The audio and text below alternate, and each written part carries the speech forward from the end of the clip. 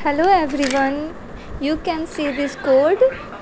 इस कोड में मैंने क्या हुआ है स्टूडेंट मैनेजमेंट सिस्टम बनाया है, जिसमें मतलब कि जब स्टूडेंट का मैनेजमेंट करना मतलब कि स्टूडेंट के डिटेल्स को कैसे अरेंज किया जाता है, तो हम लोग इंसर्ट करना पहले देख रहे हैं कि इसमें इंसर्ट कैसे करते हैं। ठीक है, मतलब ऐड कैसे करते हैं एक लिस्ट में, और लिस्ट में ही करेंगे क्योंकि लिस्ट क्या है ना कि एक डेटा टाइप है जिसमें मल्टीपल डेटा को हम स्टोर कर देते हैं एक वेरिएबल में, इसीलिए हम लोगों ने लिस्ट को चुना है। ठीक है, उसके बाद मैंने डिक्शनरी लिया है, जिसमें डिक्शनरी एक की वैल्यू होता है, जिसमें आप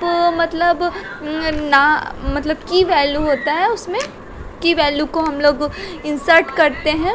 और फिर हम लोग फंक्शन के रूप में हम लोगों ने लिया है, तो फंक्शन को कॉल करना, फंक्शन को डिफ़ाइन करना, तो वो सब करना ज़रूरी होता है।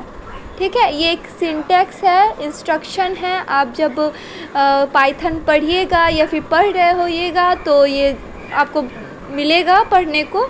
और जिन्होंने ये मतलब ये कोड मतलब फिर से आप अपने सिस्टम में रन कीजिएगा तो कुछ एरर आएंगे, जैसे कि अभी मैंने बता दिया कि अभी मेरे से एक मिस्टेक हुआ था, मैं इसको सुधारूंगी बाद में कोड करने के बाद। जैसे मैंने डिक्शनरी जो लिया है ना, एक स्टूडेंट डिक्शनरी जो नेम लिया है, और जो नेम इनपुट जो मैं ले रही हूँ वही प्रिंट थोड़ा सिमिलर होना चाहिए। नेम जैसे नेम में सब कैपिटल है ना, तो इसमें कैपिटल है तो कैपिटल नहीं होना चाहिए, स्मॉल होना चाहिए सभी लेटर। और रोल नंबर भी है तो वो भी स्मॉल में होना चाहिए, ये मतलब कि सिमिलर होना चाहिए दोनों ही।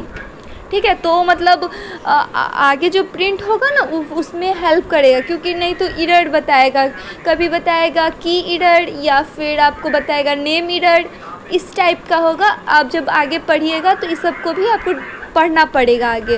और ये जब कोड कीजिएगा तो इसमें देखिए लूप का भी इस्तेमाल किया गया हुआ है। ठीक है, फिर मैंने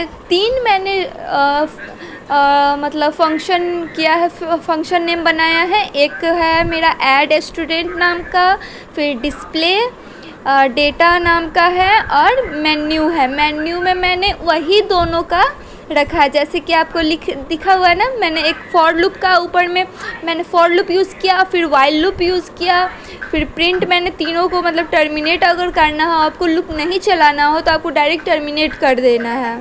ठीक है, और फिर मैंने इफ एल्स कंडीशनल स्टेटमेंट का भी यूज़ किया है।